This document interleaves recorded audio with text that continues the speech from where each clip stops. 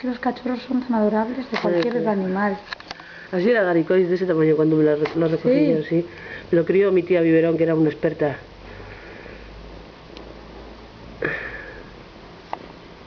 ¿Sabes que estás por ahí? Tranquila, mi reina, que no te voy a tocar ni uno solo. Tranquila, que solo quiero ver esta preciosidad. Me acuerdo que en primer plano. El verano pasado, a principios de verano, en junio, parió una de las perras. Ay, ay, ella. Ay, deja, no, ¿a dónde vas? Queremos comer. Quiere mimis, mira tú. Queremos comer. ¿Has visto? Quiere mimis. Quiere mimis la reiniña. ¿Cómo tienes todo? La podemos tocar porque como ya no hemos terminado. Quiere mimiños la pobre reina. Pero mira qué cosas, madre. Déjame que vea esos hijitos tuyos.